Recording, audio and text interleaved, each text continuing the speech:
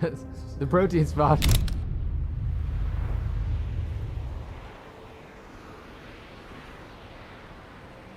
For me, like, food has always been such a critical piece of my life, and I've had such a strained relationship with it in a lot of ways. When I was about 16 years old, 16 to 17 was probably when I was my heaviest. I was about 100 pounds overweight. I was pre-diabetic.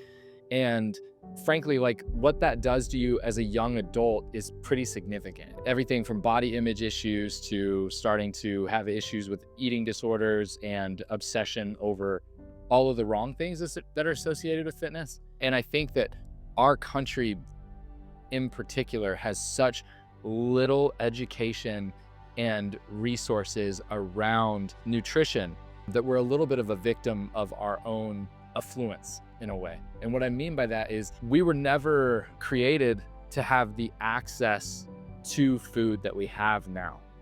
From where we're sitting right now, I can see 6 different fast food restaurants.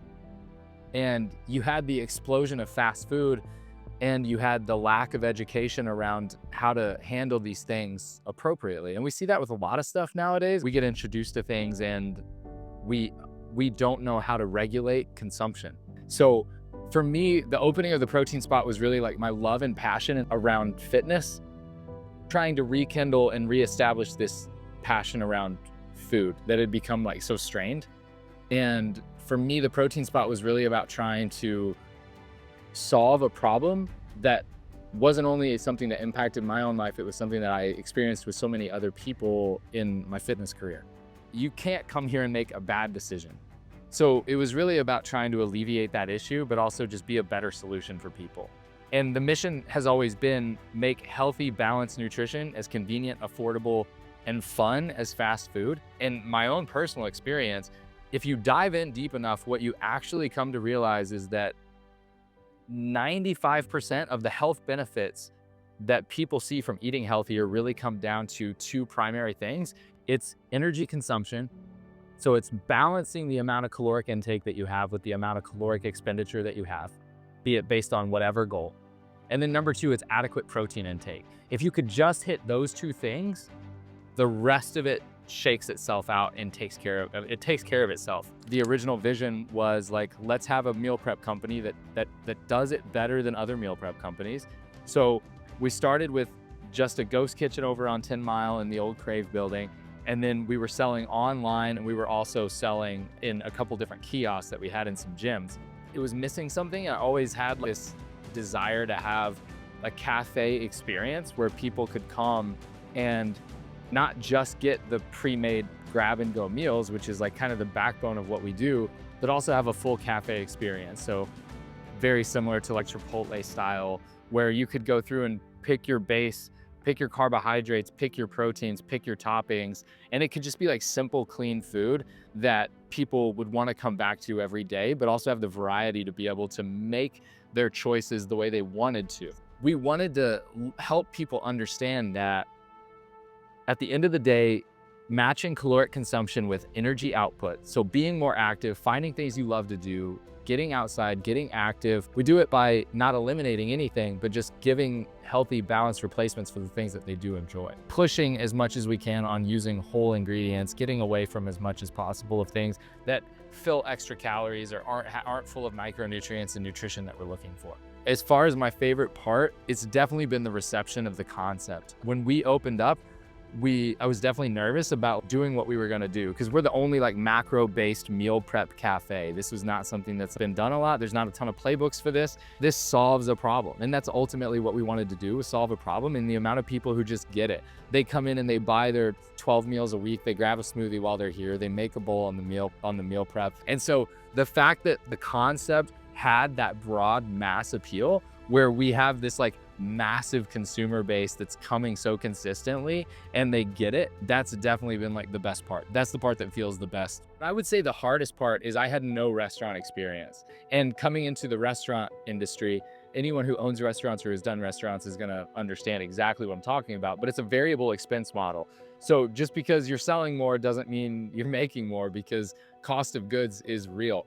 And for me, I care so much about the quality of the food that we produce that it would be super easy for us to order. We use a food distributor, we use some local farms. It would be so easy to just use the cheapest ingredients and be able to pump out the same revenue numbers, and we would be wildly profitable. But for me, I'm so prideful about the ingredients that we're putting into the food.